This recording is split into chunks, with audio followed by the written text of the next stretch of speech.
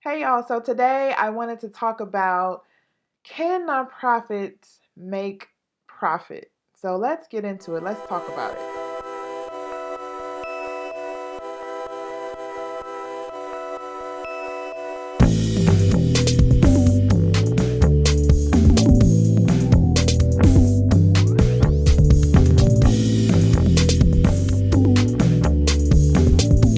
Okay, so my name is Tiffany. I created Boss in a Budget. I help new and small nonprofits get up and running. And I also manage a group of aspiring grant writers on Facebook. You can see the link below in the description box. But a lot of the people in that group are nonprofit founders or they work on the board of small startup nonprofits. And a lot of times the question that I get is, can we make a profit?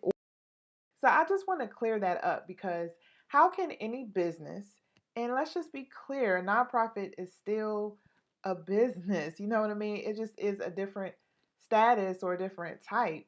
But how can a business operate and run if it's not turning a profit? So if it's not being intentional about making sure it has reserves or savings for things like a global pandemic, like at the time that I'm taping this, the coronavirus is all around. So if they don't have reserves to prepare for catastrophic events like this, or if they don't have money set aside to invest in themselves, invest in their development, invest in their staff, then how do we expect our nonprofits to thrive? How do we expect them to be good at what they do? So, the organizations that were designed to serve people who need them the most, so a lot of people who are underserved, who are in low income communities, not all nonprofits do that, but a lot of us do, right? That's the reason why we get into the nonprofit sector. So, those are the organizations that have to be the most deprived, they have to have the most scarce resources, they can't function well. I completely reject that notion. I completely reject that idea that nonprofits can't thrive and they can't think strategically about how to make profit to make sure they run. Now, in no way am I talking about greed.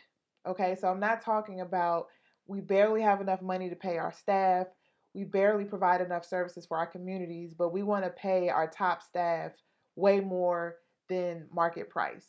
We want to overpay our CEOs and all of that. I'm not talking about that. Yes, there are some instances where some nonprofits just pay too much to their top leadership and they're ignoring the function of their organization. I'm not talking about those people. I'm talking about the nonprofits who are doing good work, who are being responsive, who are trying to be responsible to the communities, but they still need breathing room. They still need the time and the space and the money to perform well. So I talked all around, but I just want to say yes, nonprofits can make profit and they should make profit. The only difference is how they use the profits. That's the main difference between a nonprofit and a for profit. You can turn a profit, you can make more money than what you budgeted to make in the year as a nonprofit, but that doesn't mean that at the end of the year you have shareholders who get a stake in the money. That's the difference. That is the main difference. So for profit, if I have an ownership share in a business that's doing really well, I can expect to get a check. Well, if you're on the board of a nonprofit, it just doesn't operate that way.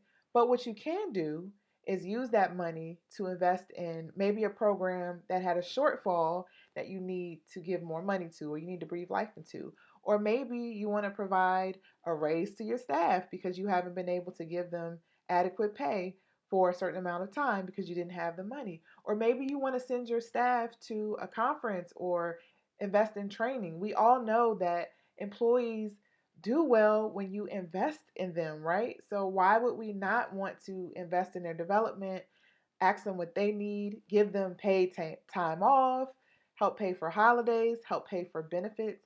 Those things are important. And you know what? Those are the things that make your nonprofit run well, and you can't neglect them.